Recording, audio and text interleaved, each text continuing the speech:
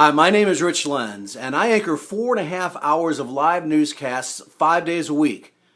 That takes tremendous energy, a real commitment to excellence, and most importantly, a love of what you do. And I think, and I hope, that comes across in these clips. First on 6, the Brady Arts District has a number of new projects underway, including new apartments and retail and a large land purchase by the George Kaiser Family Foundation. And Megan Farley joins us now with some details on all of those projects. Megan?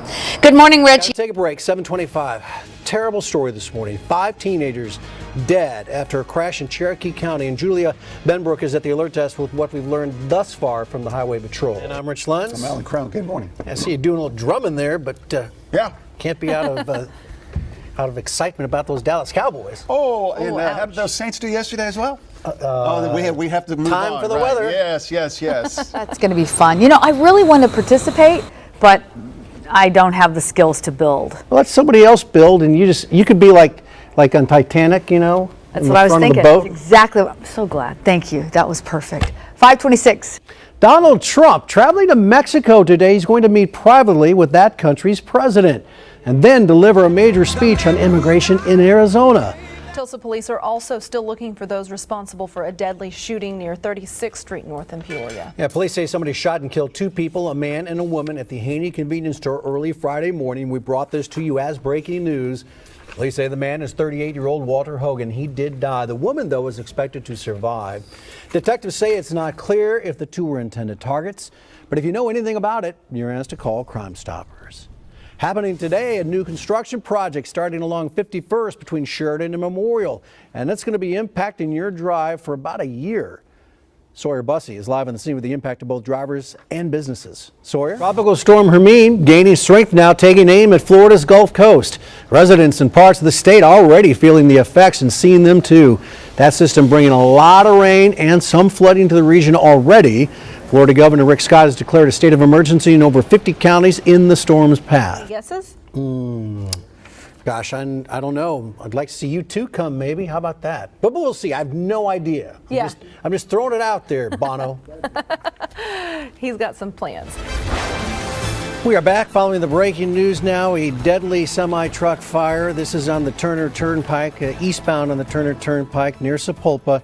Here is a look earlier. The flames are now out, as you can see on the left side of your screen, but that is what it looked like earlier. Also, breaking traffic news on the Turner Turnpike right now. A fiery crash, a fatal crash. 1 person confirmed dead. We will have a live report.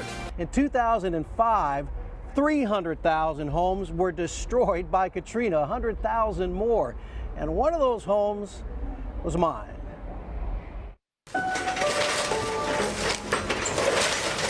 Some home movies are harder to watch than others. Kind of sad, huh?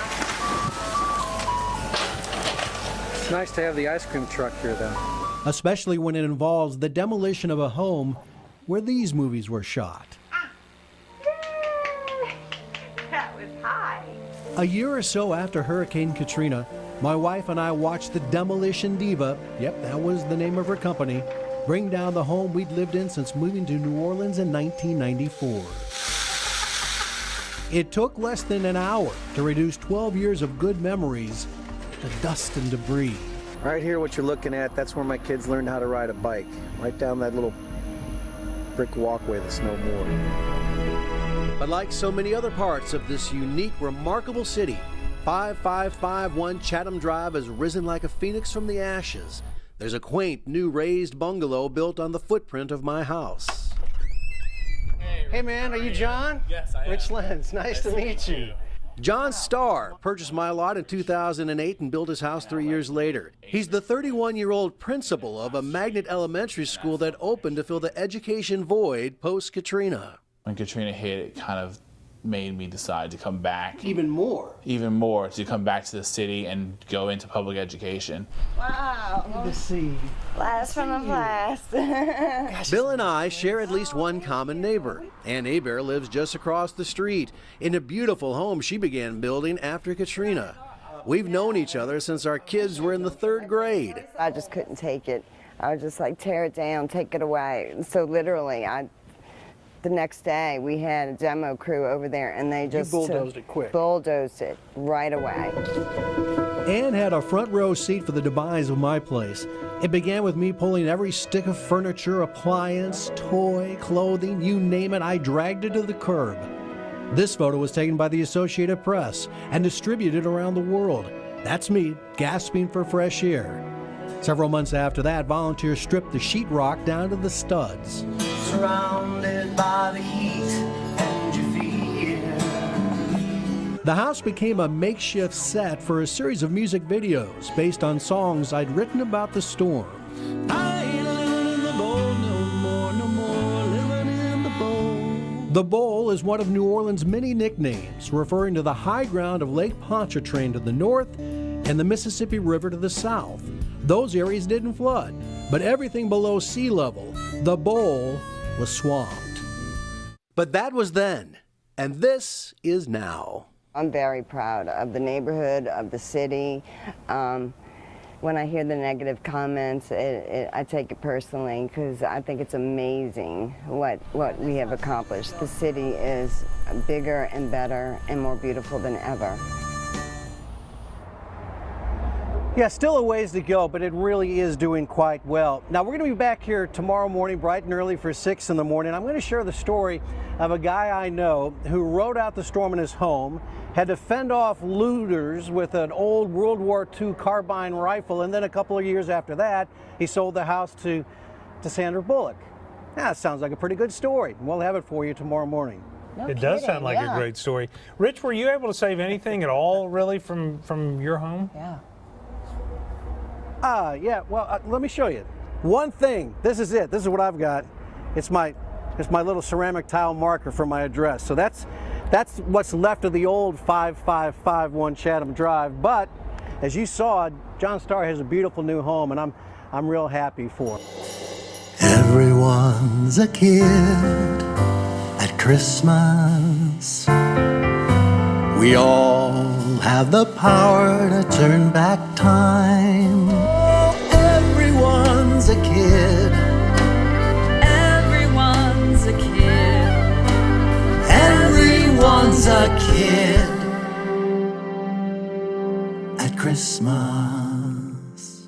Hacky sack skills come in handy for a baseball pitcher. Check it out, line drive right up the middle. It's going to go off the Cleveland Indians pitcher's half, pops up, and Zach McAllister makes the play. There it is. Boom, boom, just like in the playground. Man. That ball was estimated to be going about 101 miles per hour. That play has earned McAllister a new nickname, Hacky Zach. Two NASA astronauts on their second spacewalk in less than 2 weeks. This is a live picture now from high above. Can you see them out there hanging off the side of the space station? According to a statement from NASA, these astronauts will be working on a series of repairs and replacing parts to the station. They brought along vice clips given to them by Alan Crone and some duct tape, and they're expected to be out there for about 6 hours taking care of business. Yes, because we know duct tape takes care of everything. Solves everything. Fans of the British rock group Pink Floyd will soon be able to relive the band's 50-year history. It's all at a museum in London. Cool, man. Beginning in May, 350 objects and artifacts, including instruments and unseen performance footage, will be on display. Now, Pink Floyd wasn't on board right away with this, but apparently, hopefully, they're changing their minds. Cha-ching, cha-ching, cha-ching. Money!